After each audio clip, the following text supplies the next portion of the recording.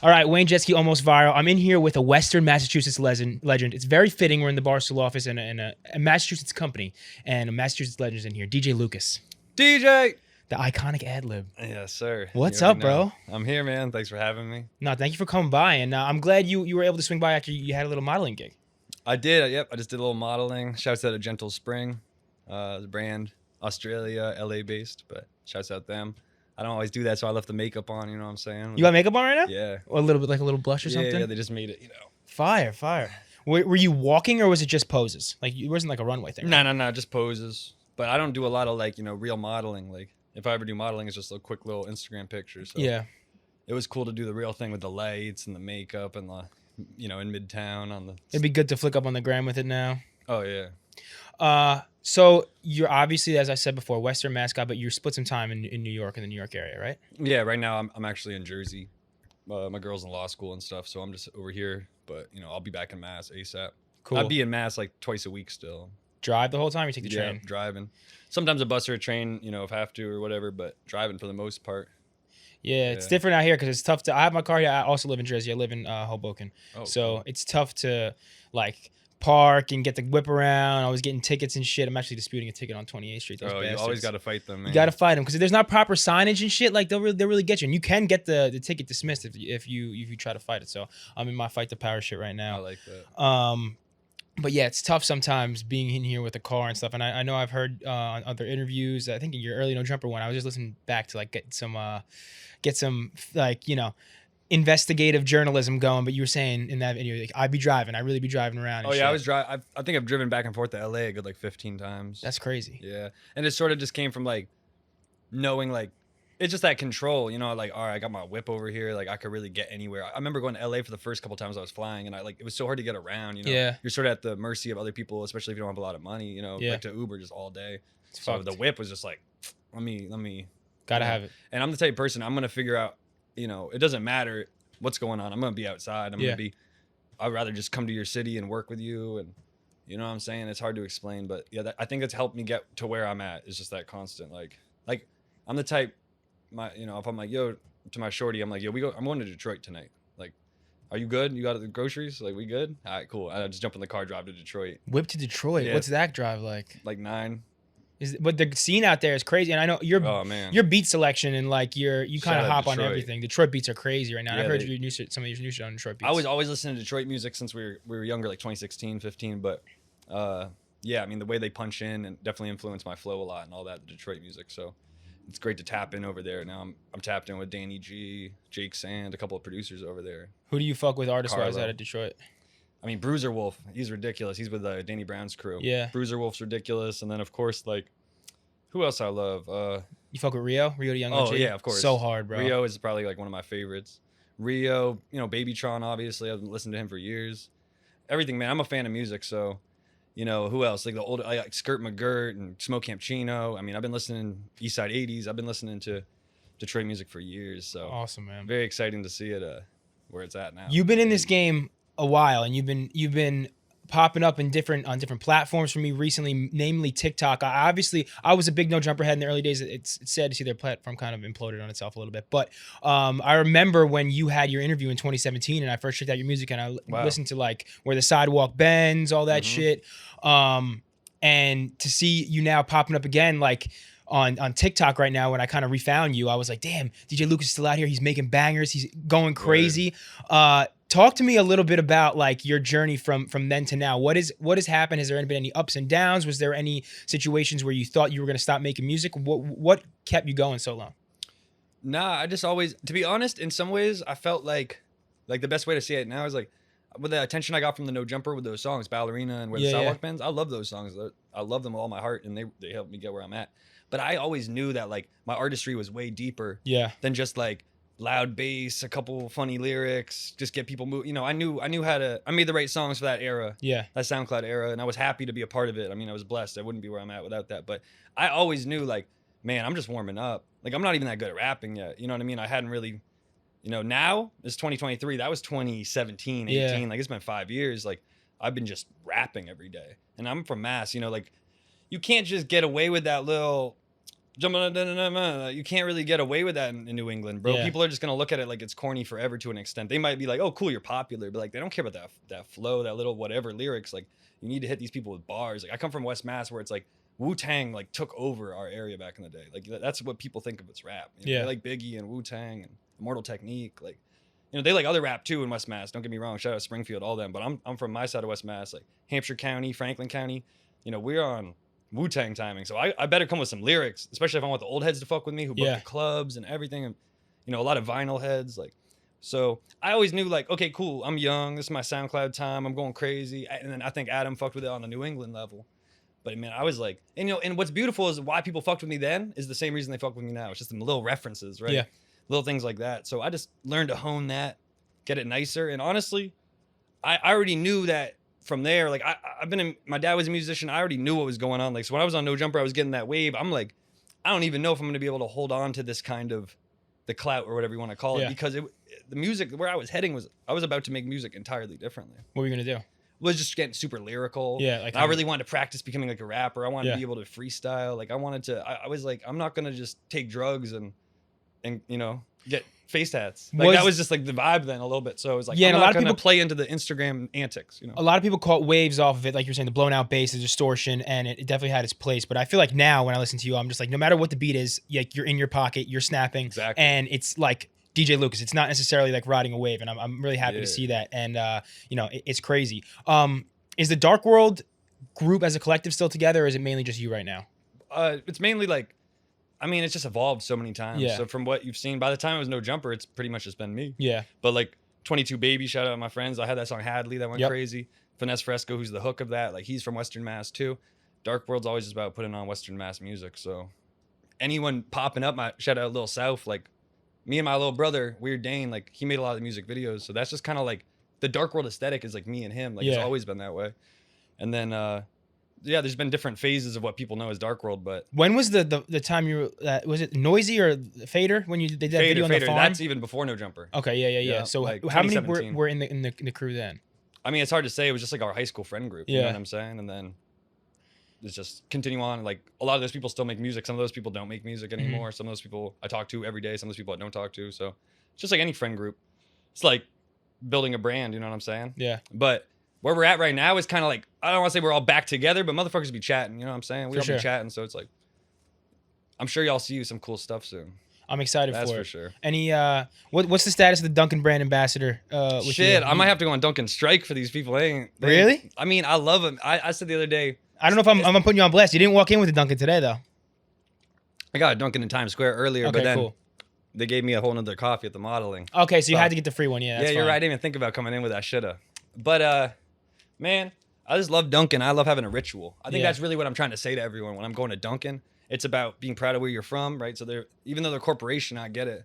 Whatever. Some people be on me because I'm hipster nation. Motherfuckers know that. So people be on me like, why are you going to Dunkin every day, bro? It's a corporation. Yeah, it's very anti-hipster kind of. Yeah, but in a way that it's deeper than that, because it's not. There's some corporation things that bring us together as a community, and people are afraid to admit that. But what's the town square right now? It's Walmart. Yeah. Town square used to be where, you know, you barber shop and your butcher and everything, because you had to go there to get your shit. Facts. Now motherfuckers got to go to Walmart. Motherfuckers at fresh at Walmart. You know, and that's our town square. So, I mean, I don't like that shit, but some of it we have to accept the good parts. So Dunkin, I love my relationship with the people at Dunkin. I love, it's about having a ritual in the morning too. You know what I'm saying? I feel that. Big for people, mental health. Like I'm from Long Island, so the Dunkin experience is different than Dunkin in the city. Dunkins in the city aren't great, but Dunkins on Long Island are obviously the ones in Mass are probably top tier. And just y'all got a blue Dunkin in Sag Harbor somewhere over there. I don't want to say Sag Harbor, but like whatever, one of the towns next to it. Yeah, out east. They got a blue Dunkin. That's very rare. Yeah. Damn, I might have to go check that out. No cap, it's random. Like, what's your coffee order? Medium iced coffee, 2 milk, 2 liquid sugar, and sometimes a hash browns in the morning. You know, but them shits, man. I just spent like $4.50 on a coffee out here at Dunkin. Like at home, that shit's like $2.30. Yeah, it's cheap on Long Island. $2.70 or whatever. Like it's so much cheaper. The hash browns. I had a bad experience with the hash browns. There's a girl that sat next to me in Earth Science class in 8th grade, and she would always get the hash browns in the morning. For some reason, it made her breath kick, and she was hot too. And for like, I don't know, a month straight, she just had the kick in breath, and I couldn't break it to her. And finally, one day, we're like, yo, you gotta stop eating those hash browns. And she got really upset. But I always loved Dunkin', but for some reason, the hash browns I'm a little scarred from. Surprised to hear you do the two liquid sugars. Yeah, man, the liquid sugar just hits different. That sucralose, Yeah, whatever it's called.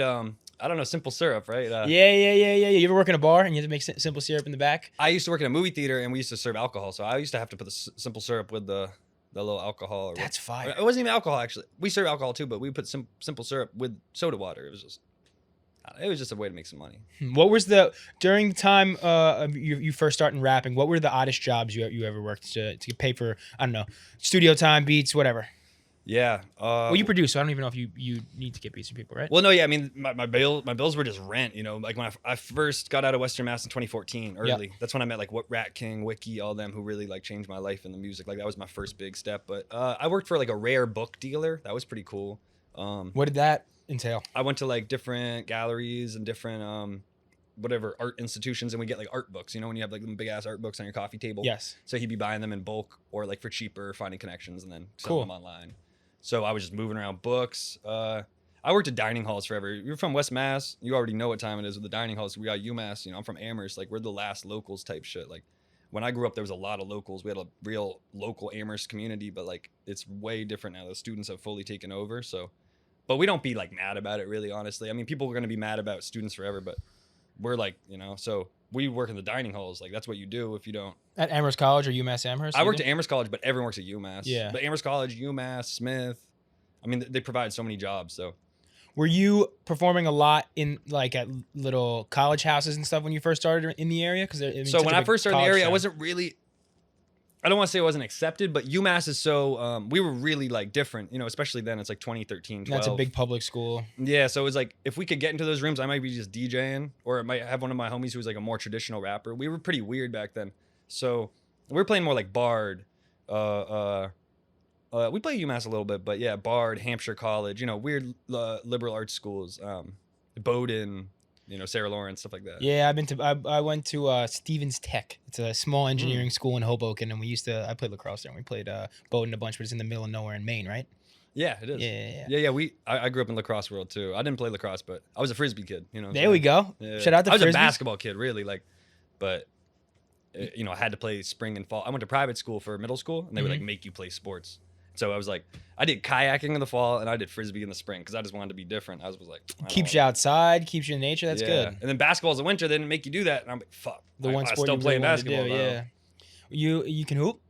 Yeah. What's your game like? You're a shooter? You slash it? You can ask around Amherst. Motherfuckers call me Birdman my whole life. Really? Yeah, and it wasn't because of Chris Anderson. It's because Larry Bird. There we go. No offense to Chris Anderson. That's the GOAT. But yeah, he is. You know what I mean? Like, I'm a mix of those two. I got the gangster Chris Anderson. I got the game of Larry Bird. I like that. We'll have to test it out one day. No, but yeah, I'm just like, you know, I like to pass. I'm a shooter. I got a weird Larry Bird arc. I can see it. I can shoot. I can see you having some Larry Bird-esque, you know, persona on the court. It's been a minute since I really took it serious, you know, but I love that shit. I mean, I dropped out of high school. I would have stayed in high school. That's the one reason I really wanted to stay. For ball? Like, yeah. In your area, so you dropped a couple bars about the Berkshires in some songs, and I used to go snowboarding in the Berkshires at Jiminy Peak. How close to that is to where you grew up? I grew up like probably like 50 minutes, 45 an hour. Okay, cool. Like that. It's like Pittsfield area, like over there. Yes, like, Pittsfield, yeah. Yeah, so I'm just off the beaten trail from Pittsfield a little bit through the Appalachians, you know what I'm saying? I'm on, yeah. But those are my people. Shouts out Finesse Fresco, who I was just talking about. He's from Pittsfield and shit. Fire. So I mean, we got a lot of people in Pittsfield. Shout out Co-op and all them. Like, that's where we be a lot. We be Pittsfield, we be in Amherst, we be in Greenfield, we be in Northampton. You know what I'm saying? That's really our shit. What about your Western Massachusetts roots do you think influences your sound? I feel like I grew up in Boston. Well, you know, of course, I grew up in Boston. I grew up in the suburbs of Boston. But I was born in Allston, so I got Brigham and Women's on my repertoire. I was a real Boston baby. But when I moved to Western Mass, I was like in 4th grade. I always felt like an outsider a little bit. Like me and my brother, we grew up in my dad worked in the Middle East growing up in Boston's venue. My mom worked in movie theaters. So we were always like rock and roll kids, and we were out late and. You know what I mean? We grew up around a lot of music. And so my music is really just a diary, man, of just like a traveler. And it's also about representing, you know, Boston really represents culturally a lot of New England and Mass. And we have such a different culture in a lot of ways. So I try to represent that West Mass, you know, because I've traveled a lot. And whenever I say I'm from Mass, motherfuckers be like, you from Boston? Exactly, yeah. So, you know, I try to just rep my shit instead of being another person just kind of like repping Boston, but from an hour away. I'm 100 miles from Boston. Yeah, facts. You know, I'm close. You know, we're in between Boston and Albany, so we got a little bit of a different thing going on. I saw in an interview with, I think it was Lucky, he was talking about the best advice he ever got from Earl Sweatshirt, and he was like, "What do you do with writer's block?" And Earl said, you're always going to rap how you rap. Like, how it's basically how you express yourself is you're talking about your life and your experiences, and you just have to basically put that onto the track every time. You can't be worrying about trying to make a specific song. You just have to talk about what's going on in your life. Yeah. And I feel like that's what you do in every song where you're in on a different beat. You're still in like your lane, your pocket. And I really think like it embodies the whole like Western Mass lifestyle thing where you're just talking about your lived experience on every track. And that's why there's a specific DJ Lucas sound. Would you agree? Yeah. You know what's so funny is I just think that's hip hop, right? Yeah. Like, because I grew up thinking locality, like you have to rep where you're from, right? Pre-internet, you'd just be like, he's a Texas rapper, he's a New York rapper. Yeah. Nas is talking about Queensbridge in every song. Like, you know, I'm just like, oh, I'm going to talk about Amherst every song because that's where I'm from. I can't, you know, like, I can't be like, oh, like, I just got to take what I knew hip hop was. You talk about your environment, you talk about your situation, you talk about your life, you talk about your perspectives, and you put it into my thing. I'm not going to like come up with a fake perspective to then rap about every day. It's just like living that way is so difficult. Like, you know what I mean? Like I'd rather just put it all on the table, who I am. And then I can walk into a room, motherfuckers already know. Yeah, you don't have to put on a persona. Like you talking about, you know, serving gas at the Speedway. Like that's really what you were doing. And if you were trying to like, you know, front and be like, yeah, I was flipping packs out of the trap or some shit and like selling coke in like some bando or something even like that, just it wouldn't like come using across words authentic. I wouldn't use. Like I think that's the biggest shit. Yeah. Is like people be jumping on a track, like, you know what I'm saying? Like, and just saying shit they wouldn't say in real life. Everybody's like, got an op, but you're from fucking... Or yeah, or like even suburbs. like a word. Like, I'm flipping out the trap. It's like, motherfuckers might be just like, yo, I'm flipping some za or flipping some weed. Exactly. Like, they might not even say the word trap, like, or whatever. Like, I'm not gonna, you know what I'm trying to say? Like, I try to like say something in my song that I've already said in real life. Yes, and you want to make it authentic to you. Like, your lingo is the lingo in the music. You don't want to go co-opt into someone else's rapper shit. mode. Like, that's not the goal. And that's what I learned is like, once you just get confident and comfortable, I wasn't always confident. I was always thinking, it wasn't always about how it perceived, but just more like not confident with my delivery. Once you get confident with your delivery, it's over. I mean, I see that with rappers. Once, you know, it's almost like they know what they're going to do before they get in the booth. Yeah. That separates people. Like, the rappers I'm around now, they know what they're doing before they get in the booth. And I think that's what sets it apart from trying to ride a trend and trying to make your own music. Like, yes, if you're trying to make, and not to say that you were doing this in the SoundCloud days, but I think the SoundCloud days had like a specific sound, specific set of lingo that everyone was trying to run with, and now you're obviously doing your own thing, and it works. What was interesting about back then was like we were, you know, we were almost oversaturated with traditional hip hop, right? Yeah. Like, especially being in New York, it was like, you know, Joey Badass was great, and then there wasn't a lot of other stuff that was able to, like, especially in Western Mass, like be that kind of, for lack of better words, like boom bap New York style rap. Like Griselda then went crazy. Yep. But, you know, it was, so SoundCloud was so refreshing in a lot of ways because it was like, okay, here's the new young kids. That's what they're doing. But, you know, I was almost in between. Like, I'm both a new breaking, you know, the glass, cutting edge type dude, punk rock, but at the same time, I'm traditional. You know, I really love rap. And, like I'm saying, locality, talking about where you from, like finding Mac Dre in Oakland, finding, you know, whatever, each rapper from each city, and they're repping it for the reason. I'm like, there's no one in Western Mass who's repping it. And, you know, back in the day, white people in the suburbs, they rapped, it was either like, you just had to be funny. Yeah. Like, it was like comical. It was like It's almost Lil Dicky making type fun shit. of rap. Yeah, Lil Dicky in some ways I think actually helped like make it a little different. Like, he made it funny in a way that was like less like I'm making fun of rap music. Some people were really just like, haha, rap music. You know what I'm trying to say? He was making like, fun of himself and situations more than rap music. Yeah, I got and so I was able to lean into it more like, all right, how many fucking suburban kids are flipping a little weed and just influenced by rap and influenced by America? Like, I'm just going to talk about this shit. You know, people wanted to go too hard. They wanted to be too gangster. They wanted to be too nerdy. I was like, let me just be realistic. Yeah, and then you run into the situation like where someone gets on and then they're trying to be like super gangster and then get caught up or whatever. It's like a trivial that's never thing gonna now. happen to us because, bro, like, you know what time it is with us. Like, we're just regular people too. You know what I mean? Like, people try to, like, that stuff's just so unnecessary, bro.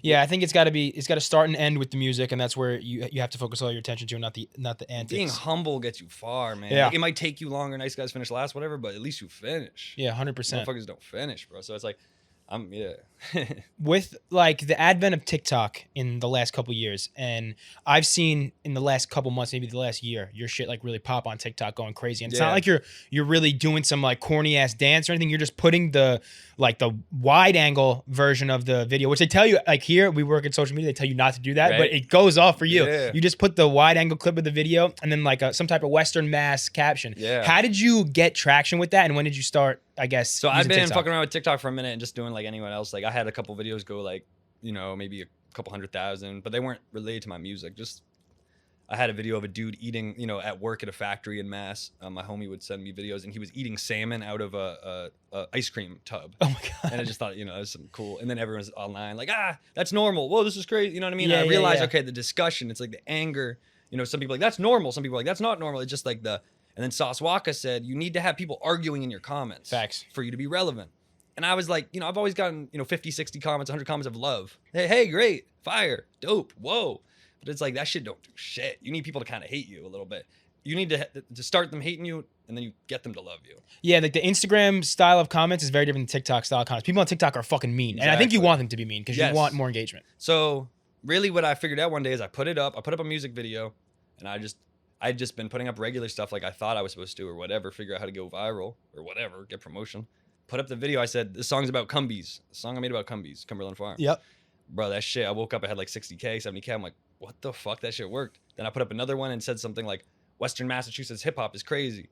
Boom, it started going. I started realizing New England had a crazy TikTok presence. Oh, really? You know what I'm saying? Like people make the lobster and the whole accent. Yeah. They say the accent's even overblown now because motherfuckers are pushing the accent for Actually, TikTok. I've seen a And couple I think guys. that's true, bro. I've seen a couple Motherfuckers are Southie faking guys that shit, like. bro. I'm from Mass. Like, listen to how I talk like this. Yeah, it's not forced. There's people who are from East Mass. Don't get me wrong. They're like that, but like some people be forcing that shit. Yeah. Now.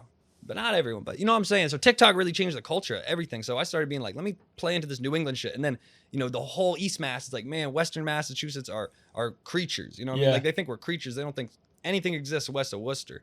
So I'm just playing into that. You know what I'm saying? And I love it. It's like, man, and it's like, man, I'm claiming a whole side of a state. And shout out to Springfield. I'm always going to say that because, you know, I don't fully represent that side of town. I'm not going to pretend like I do, but I would love to, you know, work with Springfield artists and stuff. So shout out them. But man, West Mass 413, you know what I'm saying? Like, so you think it was captioning it like about it's the West locality. Mass It's the locality. I think I don't and the music's fire, sauce, obviously. but motherfuckers definitely can use locality. If you look into shit, you know, it's about locality. It's about in something about TikTok algorithm. I mean, I watch entire cities comment on my video. Like every comment is clearly from Brockton, Lynn, and every comment's clearly from Haverhill. Like you could just tell, like the way the comments are coming in, the Cape Verdean flags coming in.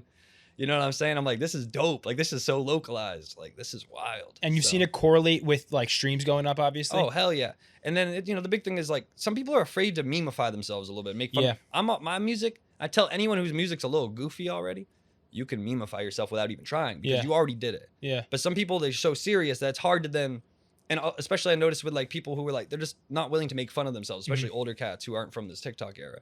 I was just willing to be like, yeah. You know, because people be like, wow, you're on TikTok. You made it look cool. How is it not corny? I'm like, I don't know. You know what I mean? I just didn't think it was corny anyway. Like this is a promotion tool, bruh. Like I'm not going to sit here and not do shit. Yeah, and at the end of the day, you got to evolve, bruh. You got to evolve. You got to evolve the times, and you got to get people talking, and you got to volume shoot on all these social platforms. And it's like a fucking job, but once it starts working, like the benefit is endless. And it's sick that like the style that you've curated isn't like you having to lip sync your lyrics in front of like a ring light. I think that's awesome, and I think it shows that like if the content is good and you have a little bit of ingenuity, even just how you caption, things can go off for sure. Yeah, and I mean, in some ways, I'm definitely using like a little bit of shock value, right? Being like a white rapper and all that thing. And it's all that's interesting because like I think now with like the internet, like there's sort of like almost a rebirth of shock value of things like that, where like you know, I felt like I got less comments about being a white rapper like 4 years ago, 3 years ago, no jumper era or whatever SoundCloud era. That didn't even like wasn't even really a thing. Like I mean, I'm sure it was a thing, but it wasn't really talked about the same way. Now it's like, wow, look at this guy, he can rap. If you look at those no jumper comments, not one of them is like, wow, this white guy can rap. You know what I'm saying? Because it was just different. It was like. Now TikTok is giving it to people who don't even like think about underground music. Yeah, you feel me? Everyone who wanted No Jumper was thinking about underground music. That's interesting. So they had more of a more diversified perspective of underground music. What is your thoughts on the status of underground music right now? It's. What do you think about like the Yeet I lane? fuck with them. Yeah, Yeet can. Like I'm not. Yeah, I'm just a fan of music, bro. Yeah. So I'm a bang good music. Like. Yeet and Can went crazy though. Those two dudes, like I listen to their shit a lot. Yeet, all these Band Lab kids. I always talk about it on the show, but the Band Lab kids are what I think is going to be the future. Band Lab. You never seen Band Lab? You know the things on TikTok, and it's like, oh, little bro going crazy in the bedroom, and it looks like kind of like a DAW, like a recording software, and it's just like it runs through the timeline, and there's like some high pitched kid singing. You ever seen those? Okay. I may have to throw one on screen. So you know what's so funny is like I don't. I forget go that on, my TikTok I don't doesn't look like go your on TikTok. TikTok. That's the funniest thing. Like Yeah, I be yeah. posting and I don't go on it. So like That's honestly the right way to do it. But anyway, BandLab It is is. like basically GarageBand on your phone, but way better. It's like if you Okay. took GarageBand and Logic and mix it, it's a better version of GarageBand on your phone. Dope. And you can get a high quality recording. And all these kids are just using BandLab off Apple headphones straight into the phone and making like almost studio quality songs. Do you know who La Tyler is? Yeah. So he got signed off of BandLab. He never had been in a studio until before he got signed. Now he just got signed by Atlantic to a big deal. And all these kids now are just going straight to the phone. And I think it's going to change the game. It's Oh, absolutely. wild. The phone will. The same way. Excuse me. The same way we went to the computer. I mean, and GarageBand. I mean, Yeah. I'm still on GarageBand. I mean, all this music. Oh, you recorded GarageBand? Yeah, everything. I'm just recording myself on GarageBand. Damn, I have another artist that I had come through here. His name's Drama Relax. Very successful, had a big deal with Interscope, but he's the same thing. He just recorded everything on GarageBand, and his shit sounds fire. He obviously bounces the sessions and sends it to an engineer, but like the GarageBand grassroots, I respect that because once you find something that you like in terms of like recording process wise, you don't want to switch. Mm-hmm. Absolutely. It's hard to, especially when it worked, right? So I made Yeah. those older songs, Ballerina, where the Sock Band's on like a rock band microphone into Yeah. GarageBand. I'm like, all right, I don't got to do much. No one can tell me shit. Like, you know what I mean? I've always been the kind of kid who like, you know, like fucking, there was motherfuckers on me at one point with deals and shit. I'd literally just damn near ignore them, bro. I'd chop it up when they tried to bring me places and I'd be like, no, never, I'm not going to do that. I'm going to hang out at home. Like, you know, I've just always been the kind of like, I can do it myself, you know, and it held me back, but it also has gotten me here because a lot of people burn out because they let a lot of people do shit for them. Yeah. Me, you know, if you want something done right, do it yourself. That's why I should. Can you elaborate on any label, like, I wouldn't say horror stories, but No like, horror stories, honestly, just more just like you know, shout out Rock Nation. They were on me at one point, like 2017 or 18 or something, and I was going back. I mean, lots of people have showed me love and like, you know, reached out from. I have a lot of industry like connections, and they people love that. They always love say to send that the shit. email. Hey, just wanted to tap in. Make sure you got my email. All that shit. With me, it's funny now because motherfuckers just want to be my friend now. I think they Yeah. just like they're like a fan of me, and so they're just like, let me just be cool with this guy real quick. I see that he don't even want this shit. Yeah. He don't even want none of this shit. Like I'll go play a show in Tucson and not LA. You know what I mean? Like I'll go play a show in wherever. Motherfuckers know that in Waterloo, Iowa, like, and I'll be more excited about that than a major city.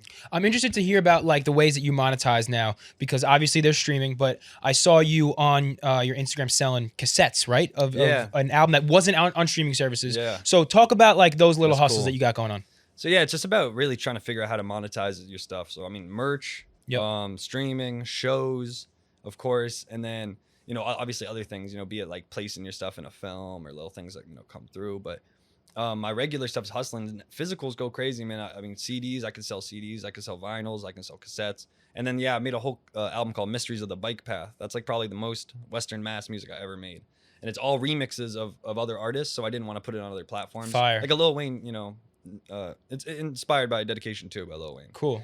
And so I put out that, and I just was like, how am I gonna make money off this tape though? It's not my beats. Like, fuck. I mean, it's probably not technically legal. But Nah, definitely not. But I don't think anyone's gonna I sue don't you give a for fuck. If motherfuckers want to give me, sue me, they can. Like, come hit me up and let's do a song. it. Yeah, exactly. But yeah, you know, just figuring out ways to do it, man. I mean, there's a lot of cool underground artists, you know, who have inspired me, and you know, and what's cool about having the community is everyone sharing some information about how to get some bread in different ways. Like, Yeah. you know, once you really start messing with other artists that you trust that also are doing cool things and making strides. But yeah, and then I mean, I'm selling features, always down to work with other artists. Cool. And I'm not like, it's the way some people sell features just to get bread and like not give a fuck. Like I really like, I'm about to give you 16 of my best bars, and then I'm probably like, some of the things you see on TikTok are other people's songs that they've paid me for, and then I'm putting up the music video clip, and then they're, you know, we're all happy because it's bringing streams to the song that they've paid for. So mutually it's like, beneficial for sure. yeah, I figured out a cool little product in that.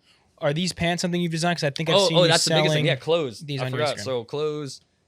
This is my design, Ballerina Supply. That's like and I got Dark World, of course, Dark World Records. Like that's more like merch, like band merch. And then this is like my designer, like my little like fashion stuff. Those are fucking hard, bro. I might have to cop a pair if you got any I got 32, 34s or anything like that. Yeah, I can definitely do that for you. Those I are really tough just as do them fuck. custom, but it's easy. Is that paint? Yeah, it's all silk screen, just paint. I got a heat press, and I've been doing this for like 5-6 years, like making my own clothes. It's just I'm a control freak, bro. So make my own clothes, drive my own car to California with a bunch of clothes. Yeah. I'm like, man, and I mean, it holds me back, but you know, at the same time, it makes my thing pure. You know what I'm saying? So I think that it's really brought me where I'm at too. Awesome. I want to ask you about one song specifically that came back on my timeline recently. Is when I was into your. I've always been into your music, but heavily into it in the SoundCloud days. Then probably in the last 6 months, I really started diving back into your catalog when I seen you pop up on TikTok. Yep. The Weed Pen song with what's that guy's name? Riz. Yeah, there you go, Rizzy. So shout out Rizzy. Rizzy. That's one of the songs I was talking about where homie, you know, it's a feature for him. Yeah. But yeah, that shit went crazy, bro. As soon as I heard you say, I just hit the weed pen, started making music in the Boston accent, that shit went fucking crazy, bro. It's funny because I don't even like. I'm not. I started like that's not me. But like when I'm rapping and I'm yelling, that shit just comes out. It's funny. I'll be listening to it afterwards, like, you know, damn, like I really just. I'm not even trying to do that. I'm just like, it comes out. But yeah, that's that shit, bro. That song is just about all the homies who be smoking weed pens working for Amazon. Do you have a pass at pushing the carts? Hell yeah. What you mean? In like, so I think we're similar ages, like late 20s. I was in college like 2017, 2016, 2015 when the original G pen first came out. And it wasn't even like a cart. It was, you bought the pen and it had a coil and you had to buy wax and then drip the wax onto the coil. So that was my first integration into the weed pen. And then obviously we started getting on the carts and stuff. And then came the bunk carts that were giving everybody the black I don't lung. remember what you're talking about. I just remember before that even, like they had like 2011, like they had them little like vials with the wax. The first time you really seen the wax being like distributed that way. Like the weed pen changed the game, bro. It changed everything. It like everyone can get high inconspicuously. They weren't around when maybe at the tail end of my high school career, but like now my mom always tells me she gets like emails from the school that like kids are passing out. Bro, in the when that bathroom. popcorn lung thing happened, I had custies like, bro, you're killing me. Yeah, right? You're killing me. I'm like, bro, what? I was like, nah. Said you sold them the Super Mario fucking cartridge. Like, you're killing me. Like, I do fuck with a weed pen every once in a while. There's a company that sent me a bunch of free ones. Sauce Bar. Shout out Sauce Bar. They're the best weed pen in the game, best disposable. So I do fuck with the weed pen. I said we're smoking cigarettes and vapes in all the illegal states. Yeah, I like that. You know what I'm saying? I'll be smoking Zyle then, but you know. Yeah, I love your Za bars. I love the Za's green and white like Ireland on that the Gorillaz remix. That shit was hard. Are you Irish? You got to be, right? Yeah. But I'm everything. I'm like English, Irish, Scottish. Yeah, German. I'm the same thing. I'm like some type of white mutt. Exactly. I got it a little bit of everything. I've been actually learning about that recently on Ancestry.com, so that's been cool. I found I'm Hungarian. My dad's got some Hungarian. Did you send out the vial? Did you No. Just like doing the family tree. I'm a little nervous to send out the DNA in a vial. I don't even think that shit is like true. You don't think so? Nah, I don't believe like, cause like, I mean maybe they say that's like more true that like, which would make sense because like a family tree would be like harder to like, there'd be like a lot of like mishap stories. You know what I'm saying? But I don't know. There's something about just depends, you know. Yeah. On your situation. But I don't. Yeah, it's hard to know any of that shit. But I just signed my dad to a 360 deal. You did. What is he doing specifically? He gets for no you? money. He gets no money. I get all the money. He gets support and love. That's a good deal. Yeah, no, it's actually a mad good deal for him because he's gonna get all my love. Yeah, I think we should all sign our parents to. So I signed my dad. No, he plays music too. As growing up and like my whole life growing up, he was always putting a bass in my hand or like had us in punk bands, having kind of like how a dad who like sports would be, but with music. And so it's just like comes full circle now. I'm almost 30. I'm 29. So like, just signing my dad. Have you ever to a 360? Have you ever sampled Pops on a song? If he plays the bass, you got to.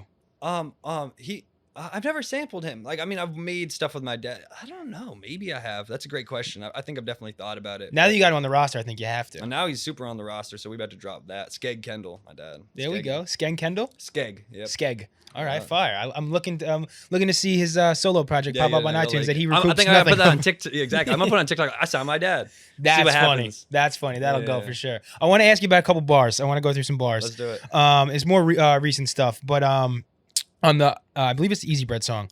He said the future is now and is critical. Mom still tell me I look like a criminal. That's something that I went through when I was younger. What were you dressed like, or what your mom's telling you look like a derelict?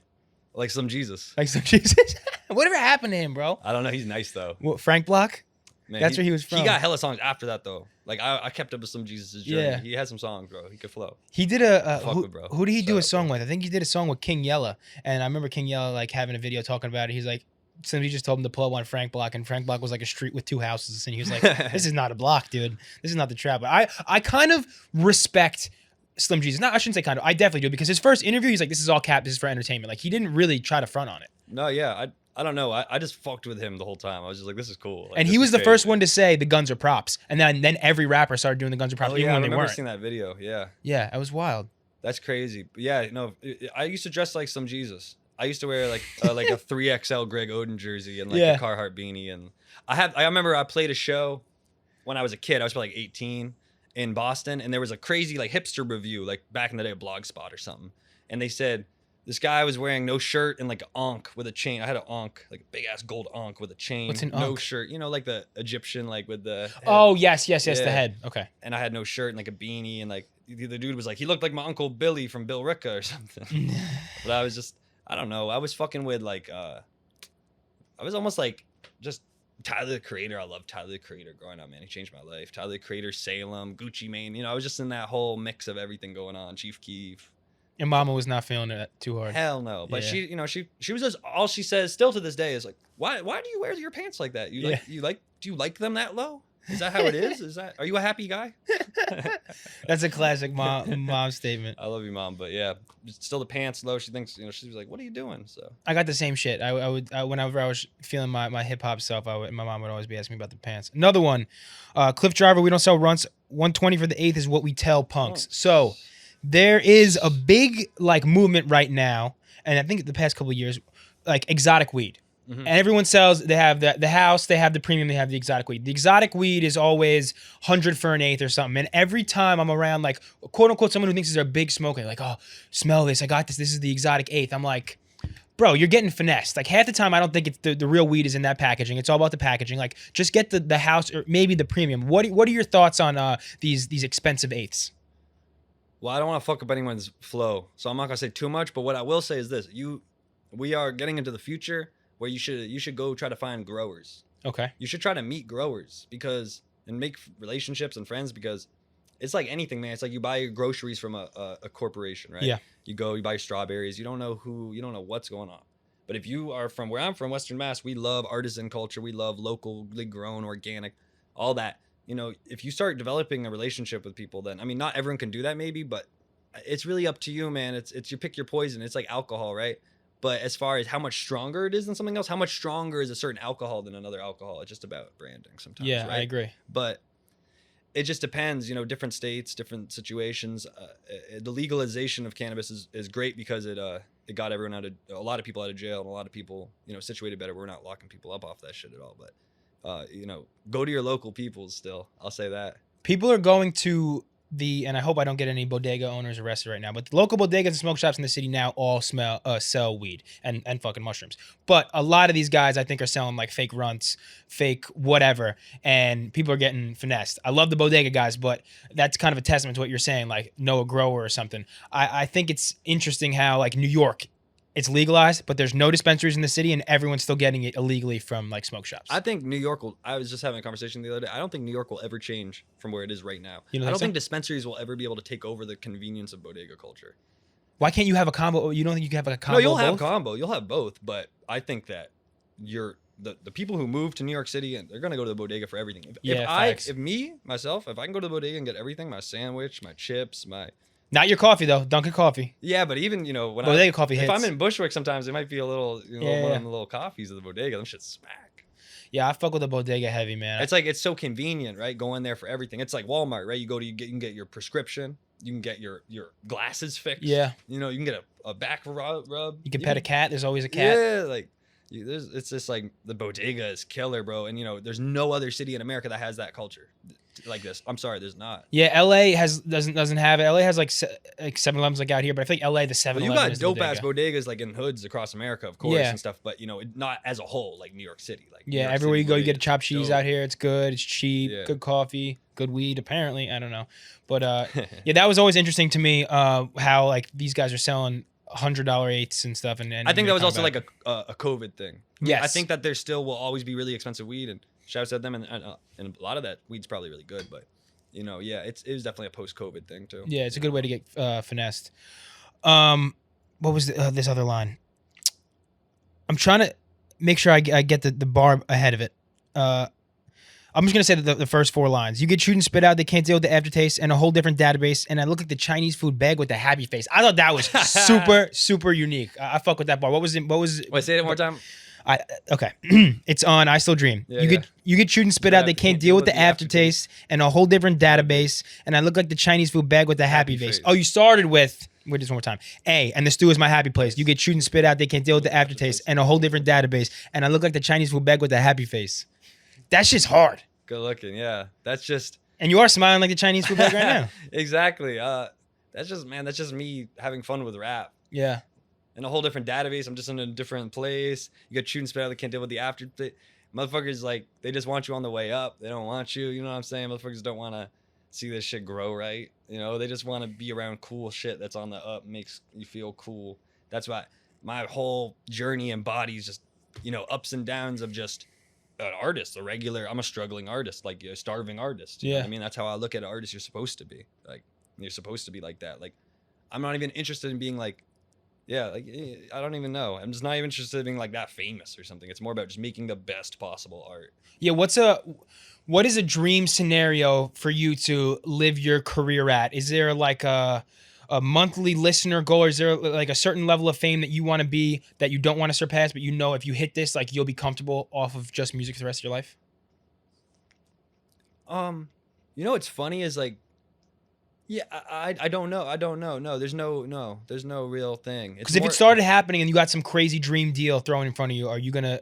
You said you've like dodged kind of labels before. Would you be like inclined to do that, or do you want to?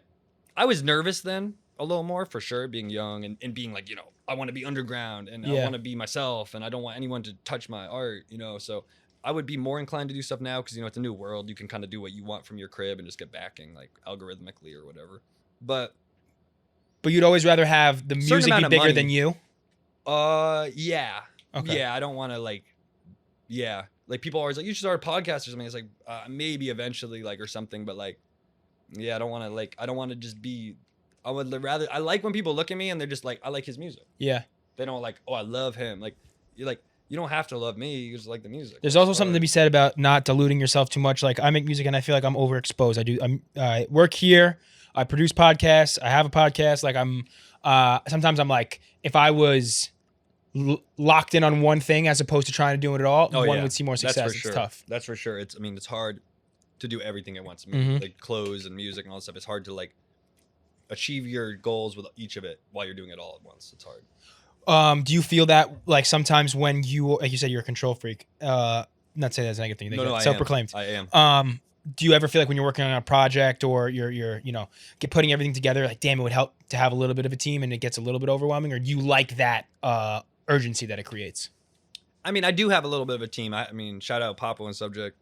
Subject's producer and DJ for me, and Papo's another rapper. That's just like my guys I chill with all the time. And I mean, shout out my girlfriend I've been dating for like 5-6 years. She can look over your contract when you do eventually sign the multi-million-dollar record deal. Exactly. She also just, you know, she's been a great rock this whole time. And awesome. It's so nice having, you know, in music. When I was No Jumper in LA and all that, like running around, you know, without stability. It's like, it's so nice to have stability in music. One of the biggest problems of being a musician, or even fuck that, being a content creator, being this new world of people like that we are, like, you know, where you don't go to a regular job every day, like, you know, even just being able to come here to Barstool on the daily is that routine. We need routine. We're creatures of habit. You know, we need patterns. And like having a relationship and just knowing that like, okay, my girl's going to be in bed at this time. I got to be home at this time. Or if I'm going to get home this late, I got to, you know what I mean? Like it's just having these patterns, you know, not having anyone to check you ever is dangerous. Yeah, it's very dangerous. And, you know, and that's pushed a lot. I went to Hampshire College. There's no grades and your teachers aren't going to really check in with you if you don't come to class and all this shit. And eventually you'll just fail out. Yeah. And, you know, it's like, that's cool for some people. It takes a very certain kind of person, you know, I needed someone on my back sometimes. So it is cool to have a team, but you know, it just depends on the situation. And also, you know, having a team is really interesting because it's like you got to be bringing in a lot of bread sometimes to get everyone on board to really be able to focus. You know what I'm saying? So that's why, you know, the label comes in handy there. But man, I'm just such an underground cat too. I just like, you know, I get money and I spend it on things that other people wouldn't. You know, like just driving to Milwaukee and be there for a week and like making songs with this one guy and then come home and be like, that's what I spent, you know, my money on. But it's reinvesting it in yourself. 100%. I reinvest all my money back into just, it's not even about the experience of like having fun or going to a show and taking photos. It's about like really getting work done. Yeah. Like, and I've been in some motherfuckers know, you know, if you know, I've been in all these cities and I tap in with people. I'll be Dolo and Albuquerque. What's out in Albuquerque? What's the scene like beautiful. out there? I haven't really been to tap into a lot of the scene, but they got. You dope actually ass been there to music. Albuquerque? Hell yeah. Holy shit. But I've never played a show there. I played in Tucson. I played in Phoenix. That's where you saw the weed cart that was in Phoenix. But yeah, man, I've played a lot of weird towns. I never played Long Island though. I gotta go out. You got to go out. There's a bunch of good small venues. Amityville Music Hall is one. I'm going to be out there on Saturday for Prentice. This kid, he's 16. He's like a chubby little singer. He's actually not that chubby anymore. He lost a lot of weight, but he's like a singer, kind of half like emo rapper. But he just got signed to Cinematic last year. Interesting story. Like I saw him on Twitter, like release this video, and then this blog Fashionably picked it up, and then I like reposted it and sent it to our social guy. Our social guy posted it on the like Barstool main account. Like this 13-year-old SoundCloud rapper is insane. And then Johnny Shipes and Cinematics signed him to like a development deal, and then he got on Skrillex's fucking album. Crazy. So he's super talented, like super good songwriter. I think he might be like the next Benny Blanco type dude, but he's super fire. He's got a show in Amityville, so I'll be out there tonight. But definitely got to tap in Long Island scene. Amityville Music Hall is one. There's a bunch of smaller places out east, and then on like on the water. So I'll put out some feelers for DJ Lucas out there. I'll do it because this TikTok shit's gotten me into random communities I didn't think I'd be in. You know. Really? Yeah, man. I had a bunch of UMass kids. I mean, I've never had UMass kids knowing my music, really. Just because it's just like the UMass hipsters, yeah. You know, because they know like, oh, No Jumper, and they see me or whatever. But never had like your frat kids and your average UMass kids from just wherever. Yeah. Bruh, they were at the show the other day. I did an Amherst, knowing all the words off the TikTok songs. I'm like, nah, this shit's really working. TikTok's like, different, I'm hitting bro. different audiences, man. I'm hitting like, it's really cool. You know what I would love to see from you? A collab with another Massachusetts creator, 1090 Jake. Oh, that'd be cool. That would be Jake, fucking bro. hard, dog. He commented on something one time on really? the Boston Culture page. Shout out them. They be posting me sometimes. Was he pro or pro? He was like, you? He just put some fire emojis up. I was gassed. I'm like, yeah, I'll fuck with 1080 Jake. That's fire. Yeah, he's cool as fuck. He's always like, I'm rocking with you. You're rocking with me, and I'm rocking with you, and some shit like that. That'd be a great mass collab. Yeah. What about Millie's? I had that in my notes. I was just about to bring that up. Millie's is hard as fuck. I never signed to Jadakiss, right? I've never been able to. Yeah, I think so. I mean, you definitely like co-signed is around him. Yeah. But I've always been I've always known about Millie's, and then I had other homies who are younger from Cambridge. And they would tell me about him. Like he's someone, way before probably everyone else was hearing about him nationally.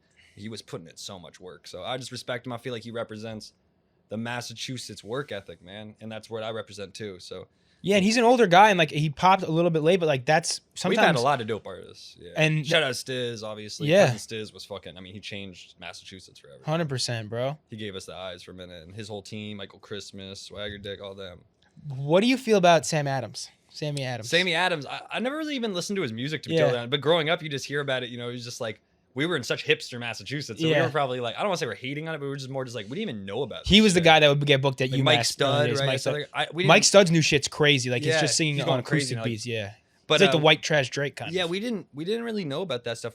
I'm actually learning a lot more about that now as I'm traveling around. I was in West Virginia learning about other homie from out there. What the fuck is his Huey name? Mack. He makes country. I know Huey. He's a good dude. Dope. Yeah, I fuck with his shit because all my boys in West Virginia, they were playing me all of the old stuff with the West Virginia songs, and like shout out West Virginia. Like I feel like Appalachia, like that's a part like we don't really rep Appalachian, Western Mass. Amherst isn't, but like the Berkshires is kind of Appalachia. Yeah. So like. You know what I'm saying? I feel like we stick together a little bit on the music. Yeah, that frat rap, that's more of like, I feel like the frat rap movement kind of when they pop it. I think they've all kind of gotten out of that because for a minute, like 2010 to 2013 maybe, there was like the ticket for a second was like regular looking white kids with a snapback, like punchline bars about like getting fucked up and getting girls. Like that was a scene. Like Sam Adams clearly like took it and made a lot of money with it. The Mike Stud guy did. Oh yeah, that's what I'm saying. It's like, I was never able to tap into that like East Mass, Long Island communities because I was in this sort of like even like noise music. I was around like that like I grew up with noise music and experimental and hairy naked men throwing a car door on the ground with a touch microphone on it. Like you know what I mean? Like we weren't listening to what they were listening to at East Mass. Yeah, like Gigi Allen type shit. Yeah, like way more in that world. So it's like hip hop. We were the first kids, other than a couple cats in Springfield for sure, and Holyoke and stuff, who were kind of making a mix of hip hop and punk kind of energy in our area. And then it slowly just turned more and more hip hop. You know what I mean? But because we're hip hop kids, we're rock and roll kids. But this is just reality now, right? What's good about how you started and that you're still in this like kind of doing your own sound. These guys all had, and there's varying levels of success, but like the Mike Stud guy, who's crazy successful right now, and he's fire. Like he had to do a rebrand. He had to do a basically sound change. All these guys did because they realized at one point, like, all right, I'm in my late 20s. I don't want to be it's like rapping young like music. like I'm a college kid anymore. And like I think the more authentic, like real, quote unquote, like just like we were saying before, you're rapping about your lived experiences solely. It kind of lends itself to more longevity. That's what I'm saying. Also, like, as it plays part with me being so traditional, and like I really listen to people that came before me. Like I listen to people's songs. Like I'll listen to Danny Brown when he said, "Dope song. This is my last dope song. This is my last dope song." It's a hard song. It's about this is my last song about dope. Like, yeah, you know what I mean? People don't take those things for, you know, they just listen to it. They don't really listen. Like, bro, like you got to stop eventually. I'm not gonna be able to just say I serve weed at the Speedway forever, like, because I'm not. I'm making music. You feel me? I might fuck around, but I'm making music, so I might as well start rapping about making music. Like, you know, that's why I fuck with people who freestyle. I think that's why people really love this freestyle punch-in rap style now, like Rio or RX Poppy or RX Gay Nephew. Like, I mean, they just got a flow where you feel it because it's reality. Are you freestyling or are you writing? Both, but I mean, a lot of times I'm punching in freestyling, and then a lot of times like that, what you just said, I Still Dream, a whole different database, like that's all written, you know what I'm saying? Yeah. But to me, I've gotten to a point where they feel the same. Like when I freestyle, it's gonna sound, it might just sound a little bit looser, like, but yeah, I mean, as I said before, the best rappers know what they're about to do before they go in there, so it doesn't really matter if you wrote it or you freestyle it. True. You're just sort of gonna, you know how you're gonna flow. When you write, are you writing songs without a beat? Like if you're just walking around, you have a fire line? Oh yeah, no, best rappers, any rapper out there, if you're not coming to the studio with verses, you're sleeping. You can't be in there. Like, bro, when we go to the studio, my boy Papo and shit, and like he can record 3 songs, and it's not about how fast you could do it, but you know, this is a content war too right now. Yes. And you can't be wasting time. You know, I can record 2 songs. You know, I take my time and make it perfect, and so does my boy Papo. But you know, working fast, and it's about being prepared. The only reason he can do 3 songs like that is because every time I'm in the car with him driving home, he's rapping. He's sitting there writing. Okay. Writing. You have to have your notes full, and some people, they just want to freestyle. Cool, if you can do that, but then be prepared. Also have some rhymes, have some concepts. You gotta come to the table with that shit. I learned that shit. It's so much just, oh, we're having fun, oh, we smoking, oh, we doing whatever. Bro, nah, bro. Like, because you don't want to get in that moment where like your brain's going blank, you don't have anything in your notes, and like you feel like you're wasting time. It's a terrible feeling where like you're trying to be creative and nothing's coming to you in the immediate like moment, and you feel like you're wasting time, money, opportunity. Yeah, as you get older, obviously you start to feel it. Like at 24, 23, I might have just loved the socializing of the studio, but like now it's like, cool, I'm gonna get to know you real quick. We're making a song together. If it's someone new, we might talk for 2 hours, 3 hours, have beats playing, but like we're gonna finish that song, and next time we come to the studio, we ain't chopping it up the same way. We gonna just work. You know what I'm saying? Like, it's just like it's just, there's not much time for other shit at this point. Facts. Do you feel like any moment that you're not creating is kind of almost like a wasted moment? Oh yeah, that's I feel like that too. It's fucked up. But yeah, if I'm not like, like constantly, I feel like if I'm not making a song or doing something, I'm wasting time. I have people tell me sometimes. That's why I love weed though. Some people are afraid of weed, the complacency it builds. I actually need that. I need that, where I just don't stop. I don't stop working on, and I don't want to say meaningless things. They're so meaningful to me, but things that might not be meaningful to other people. Like, you know, it's not necessarily making money always. Like, I might spend 3 days just working on one song, mixing something, or da-da-da. Are you saying you like how weed sometimes makes you a little bit more apathetic and calm down? Or yes, okay, cool. Absolutely. Yeah, some people are afraid of that, but bro, we don't need to be so crazy. You're gonna get me on my hipster anti. No, I want to hear it. I want to hear it. Let's hear it. Yeah, bro. Like, come on. Like, this people are depressed because of capitalism, bro. I would agree.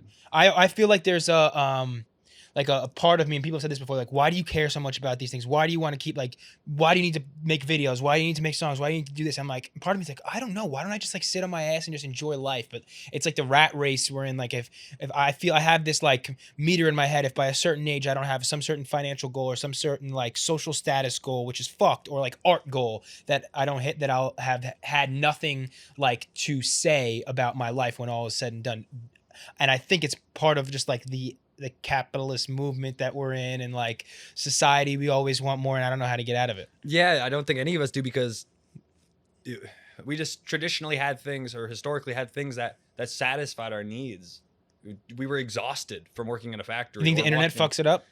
I don't want. Yeah, the internet definitely makes it different. It makes it more intense. But we're just late stage capitalism, bro. We're deep at this point. And Do you think there's a better alternative? Because I will say, I don't know that. I don't want to. There are definitely problems with capitalism. We're going to have to make this a fucking political and economic discussion. But that's the thing. I don't know so much. But yeah. You know what I'm saying? Like to an extent, I'm just like on my hipster regurgitating shit. But I do feel that way, bro. Because when I do really have those deep conversations with people, is sort of where it ends, bro. It's like, yeah. Sometimes I feel I watched like, I'm a big local person, so okay. I think that we can actually save ourselves in ways by being localized. Like if we just fuck with our local shit more, put more energy in, and just send everyone to public school and things like that, and really have our communities together tighter, I think that we can then live in. That's what I mean by like sometimes accepting the good parts of corporate America, like Walmart. Okay, cool. They shifted the town center to Walmart, bro. It's no longer going to be downtown. Yeah. No longer put all these people out of business.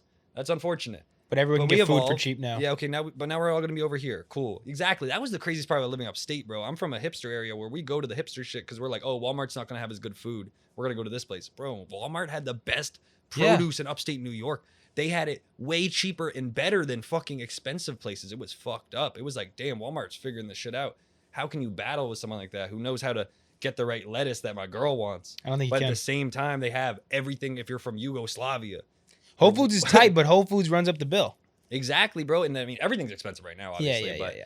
But I mean, yeah, man, it's like, so I'm not into it. I'm so against it, but we're also deep, man. We just gotta, I'm just think that we gotta localize and we gotta have fun. And like, we gotta, as people, we gotta make some moves, man. I think part of it also is like even living in a city, and I'm sounding like I'm regurgitating Joe Rogan shit. Like, I don't think we're made to live in groups of hundreds of thousands. Like we're designed to live in a small, almost like small town type of environment where 100, 200 people, and that's everyone you're going to meet in the rest of your life. I think being exposed to more people in more ways of life is great, but I think our brains are on the fritz at all times with information and people. Yeah. That's sometimes. Yeah, I mean, it's easy for me to say because I'm from a small town, so I love small town culture. But I mean, there's haunting things and daunting things about small town culture. But I would argue that those daunting things are negative implications from capitalism, where we're like, I wish I was doing something bigger with my life. It's like, nah, but once you just settle in, motherfucker's happy, bro. Like, I just want to make a cool song, make someone smile, freaking have a conversation with someone I haven't had a conversation. Yeah, I don't know. The small things is it, and that's it. That's it. It's just the small things. That's all you got. Do you see yourself having a set time or a set age when you're going to stop making music, or are you going to continue to just output until you can't? I'm going to make music for my whole life, but I don't know if it'll always be like, if I'll be 50. I actually want to be an old man rapper. I think it's going to be hilarious. That'd be so sick. Yeah, so I see myself as like a poet, like Emily Dickinson or Robert Frost or those people. I see myself as those. I see rappers. I see Rio, the OG, as that. I see, this is the continuation of language, right? So this is rap is, influential on how people think and speak. So that's how I think. If we could tap back in 2040 and you have like a family on a farm somewhere and you're still putting out mixtapes, that would be so hard. Oh no, I see myself, bro. I'm gonna be like playing like town fairs and shit. Like I don't want to I'm not gonna be. I'll probably never be on Coachella, to be honest. I'll probably, unless it makes sense one year, but it's like Coachella's I'm never gonna now. be in the politics of music. I'm not involved with that. Like I'm not good at doing that. I'm not good at.